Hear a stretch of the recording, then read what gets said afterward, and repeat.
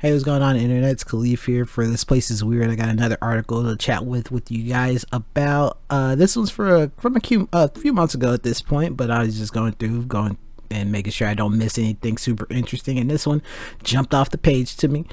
California man sues psychic who said she could remove witch's curse from ex. He's asking for $25,000 in damages. A California man is suing a Los Angeles psychic he paid for fraud. He paid for fraud because she allegedly claimed she could remove a witch's curse put on him by his ex-girlfriend for $5,100. Last month, Mauro Restrepo found psychic Sophia Adams' website that billed her as a quote-unquote PhD life coach and quote-unquote psychic life coach, according to the city news service in Los Angeles. This made plaintiff more confident that he was speaking with a professional that could help him. The lawsuit filed Friday in the Torrance Superior Court stated Adams gave Restrepo a tarot reading when he visited her office in Palos Verdes Estates and told him that he had a mala suerte, or bad luck, put there by his ex-girlfriend when she hired a curse casting witch. Adams allegedly claimed his family would be quote unhappy and in danger unless he paid her $5,100 to remove the curse. The news service reported Restrepo reportedly paid Adams $1,000 deposit, but she quote did not in any way help his marriage, unquote, the lawsuit said. Restrepo says he has suffered anxiety and sleepless nights and is also suing for intentional and negligent infliction of emotional distress along with negligence and civil conspiracy. He is asking for $25,000 in damages. The lawsuit also names Adams's business psychic love specialist by Sophia, her husband, her daughter, and her landlords for her business, arguing that they all knew she was using her position to take advantage of clients, but did nothing to stop her, the news service reported. Adams did not immediately return Fox News's request for comment. All right, so this is a pretty fun one. It's a funny one that's funny from from a distance, obviously, but if you were this guy in this situation, it's not very funny. I'm sure this is I try to be a mental health advocate, and especially I don't want to use the term men's rights advocate because it's tied up with a bunch of cringy internet redditor stuff. But yeah, there's definitely an issue as far as a discrepancy in the social care and the stigmatization of mental health for men and women, and not to say that it's an unfair thing because a lot of it is male afflicted, but there's definitely a difference in a man having struggles in this in these abstract realms versus a woman, to where this is more of a funny situation than a tragedy, but that doesn't mean that it's not something that it still sucks for this guy. I'm sure he's probably going through some stuff like this. He thinks his ex-girlfriend casted a hex on him and that it's actually affecting him to the point to where he's having anxiety issues and things of that sort, anxiety, sleepless nights. But the reason I wanted to talk about this is because it reminded me of a few discussions that I read about what's the overarching umbrella term for astrologers, tarot readers, psychics, palm readers, life coaches, you could almost lump religious priests, things of that sort into this whole. It's sort of they're all in the same pool of people that are trying to help you address spiritual or at least non-physical related issues in a way that not everybody is keen to. It's like this guy, they almost they can make problems for you and then say, well, here's your problem, give me money for it. What I remember I was reading on the psychic subreddit that a lot of these people that are on the psychic subreddit really dislike people like this lady Adams, because she, like people say, they gave her a bad people like her give all of them a bad name. There are people on there that do free readings, whatever that is. They'll talk with people and just try to give them advice for free or things of that sort. They'll only try to take money from someone if they want a lot of time from them, but they try to offer whatever services they give for free.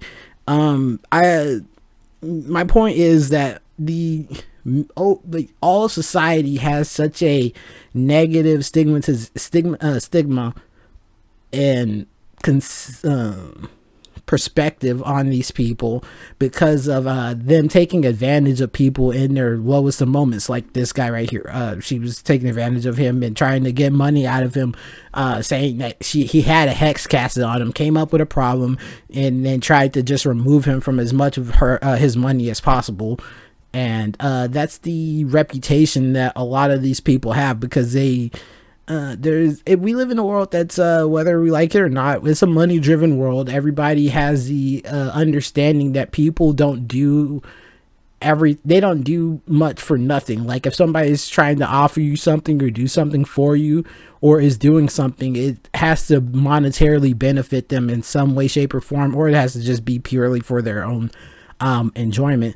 But because we live in a transactionary society, it's generally understood that what people are going to be using, or people are proclaiming to be about astrology, tarot, palm reading, and things of that sort, that just by that very nature, they're trying to take advantage of the less advantaged, vulnerable people, because it's presumed that the only people that would be interested in seeking out these people are people at the end of their rope, that are they have no other properly worldly people to seek advice out from. So I would hope that this guy didn't go straight to a psychic, that he's tried to spend some time with a therapist or talking to his friends, family, whoever else is in his social support network. But the point being that these people have a terrible reputation for taking advantage of people at their lowest moments, where if you try to listen to these people, read their forum posts, their blogs, their interviews and things of that sort, they are very cognizant of that fact. And I've seen so many I remember, if I could find it, I'll flash it on the screen. There was a post on the it was either Sensitive People subreddit or the Psychic subreddit, where somebody was calling out other people on that subreddit for basically bullshitting people, writing stuff that what's the word, elicits the Forer effect.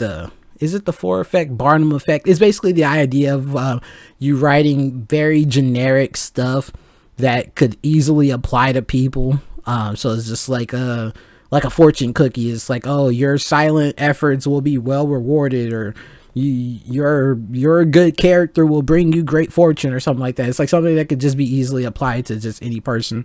I think the major points that I was trying to make in addressing this story is just that the quote unquote psychic, astrologer, tarot reading community does not stand by people that take advantage of people like this. They would actively try to they usually are the first person to tell somebody that they need to try therapy first, they need to go to a physical doctor first. Most of the advice that a psychic, a tarot reader, an astrologer is gonna try to give you is gonna be something that I don't want to reach here, but they end up being like just prudent, pragmatic, earthly things that a therapist or just like even a homie might tell you. It's like an astrologer is not gonna be like, oh, the stars, you have to move the stars, only do this on the eclipse or whatever. They'll just look at your chart and look at some shit in your 4th or 6th house and be like, okay, yeah, you need to fix your relationship with your parents, you need to go address your childhood trauma, or you need to leave this job because you're not spiritually, you're not nourishing yourself emotionally or spiritually here, they're draining you, or you need to find a new friend group because they've putting you in bad examples. It's like the advice to a grounded person of these ethereal crafts isn't gonna be giving you like some fucking like, oh, burn some sage and spin around 3 times and whatever. I mean, I think some might do that. Those are actual witches, dude. Like, stay away from Brujas, man. Fuck Wiccans. I mean, I know some Brujas and Wiccans. I hope y'all don't cast a hex on me, but I'm not down with that shit, man. Anyways, sorry, I hit the mic. Point being, this is an example of the there's always a truth. There's two sides to every story, and whenever an entire group is being disparaged or has a negative reputation, the truth is usually somewhere in the middle, to where there are people that actually do live out those negative stereotypes that warrant the reservations that the general population would have about them. But there are also things that the people within that population recognize as problems that they try to address, and that they try not to, live out themselves, and that they try to call out their colleagues on as much as they can. So I'm pretty sure if you were like, I'm sure this Adams person is not getting did not get the most glowing reviews or glowing reception whenever she posts in these psychic subreddits and groups of that sort, because this is not proper. It's not proper decorum for any ethical business person, and you can't just use, I'm a psychic, I work in the ethereal realm, all that shit, as an example for trying to, scam people, which is what that's the general perception that most of the population has about these people, that keeps us all from, that keeps most people from ever looking into what they're actually doing, from ever giving it a fair shot, because you can't really come to try to weigh whether or not what they're doing holds any merit when you always have it in your mind that this is giving it any weight is going to lead to vulnerable people, downtrodden people being taken advantage of, and things of that sort. So it's really hard for people to ever look at what they're doing without, like I said, hating on it, hate.